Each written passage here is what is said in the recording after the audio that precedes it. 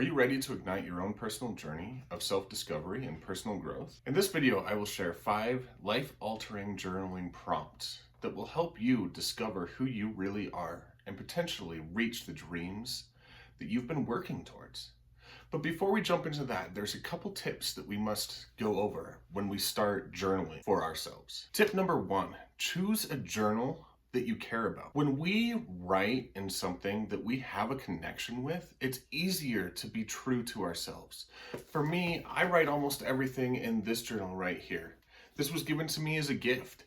It has sentimental value. It feels like I am communicating almost with the person that gave this to me, at least their essence, their anima, if you will. Having a journal that you absolutely love can make a huge difference in how and what you write it down. Psychology Today talks about having a good hiding spot for your journal. If we believe that somebody's going to read it, we have this fear about putting things down. We can't be true to what we really want, who we really want to be, what we really want to divulge, if we're scared that somebody's going to find our journal and then read it. And so having a good hiding spot, or at least a good place to secure it, is key to opening up and being true to yourself. And final step is not to force yourself to write.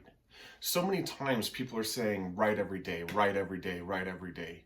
There are days that you don't want to write. There are days that nobody wants to write. There are days where it just feels like the weight of the world is like pushing down on you and you feel like crap.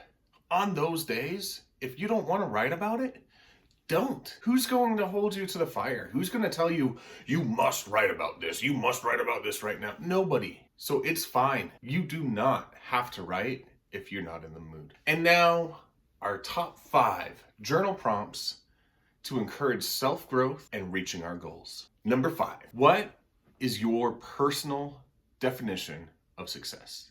Success looks different for every single person out there. It can look different to the Bill Gates of the world compared to the person on the street who's just trying to make it through the day.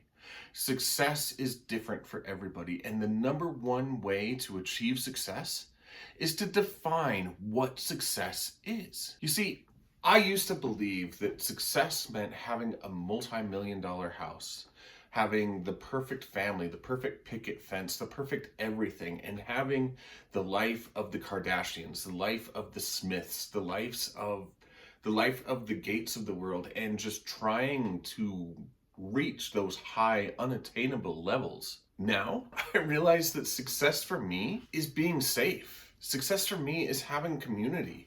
Success for me is being able to share who I am in such a way that it resonates with people out in the world. It has nothing to do with having millions of dollars and everything to do with living my true, authentic self. But success for you could look completely different than success for me looks. We all have our own idea of what success is. And so we need to make sure that we have it defined. Prompt number 4, write down one thing that you wish you could change about yourself. This prompt requires us to be vulnerable, at least for a second. This vulnerability helps us find some harsh inner truths, things that we don't want to admit, things that we don't want to share with anybody. We currently live in this world of social media. Everything that we see, all the influencers, everybody that's out there, they're living a fake life. I don't mean that their lives are fake. They're living real lives. What I mean is they're posting only the good and ignoring the bad. This makes us, deep down, feel like we have to keep up. We have to only post the good. We only have to concentrate on the good. We have to be Ted Lasso, forever optimist. Everything has a positive spin. And it gets so heavy. It gets so hard and harsh, and it brings us down. And eventually, we don't have room to be vulnerable with ourselves. This vulnerability of describing something that we wish we could change and steps that we can take to actually change it can reframe our mind out of the social media, I must only share the good, and turn it into, you know what? I really suck at this one thing, and I think that it's holding me back. I need to change this in order to move forward. Letting go of the things that we hide from everybody, including ourselves, is one of the best ways to achieve who we want to be. Prompt number 3, create a bucket list in your journal. What is something that you've always wanted to do? What's something that you've always wanted to try? What's something that you've always wished that you could achieve? What is something that you've always wanted to experience or see firsthand or share with the world? This is the time to dream. You don't have to be practical with this. In fact, it's probably better if you're not practical. So once you have populated this bucket list, take a moment, read it over, and then choose 1 or 2 items on it and write down the first steps to achieve that bucket list item.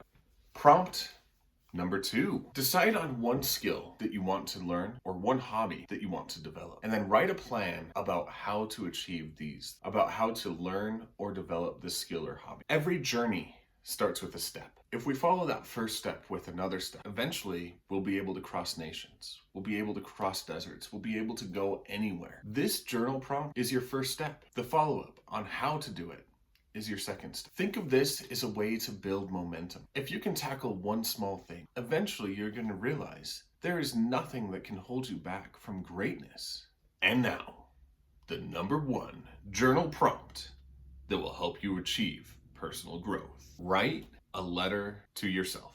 That sounds super simple and it sounds so lame. Why is this number 1? This letter can be anything that you, but I do think that it's most powerful if you use it as a tool. This letter should be a letter of forgiveness. It should be a letter of gratitude. It should be a letter of thankfulness. It should be a letter of letting go. I was never good at journaling until I did this myself. I used to think that journaling was a wasted effort, that there's better things to spend my time on, better things to be creative with, better things to strive for. Until I wrote down this recurring memory, this letter that I wrote to myself. I forgave myself of any and all wrongdoing.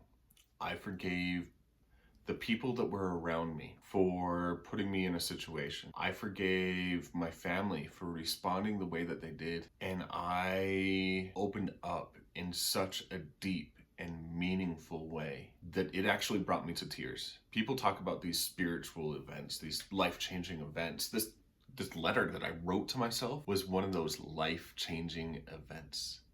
Letting go of all the guilt, shame, and secrecy. Even though this memory and the journal prompt is so super internal, writing that letter to myself was the best gift that I have ever received in my life. I don't know your circumstances. I don't know your history, and you don't have to share them with anybody. This letter is an opportunity for you to move beyond whatever is holding you back and realizing that life is full of mistakes, that us as humans, we make mistakes. We make problems for ourselves. We do things that we're not proud of. And sometimes just a little letter saying, you know what, I understand why you did what you did. And even if nobody else understands why, I understand it and I forgive you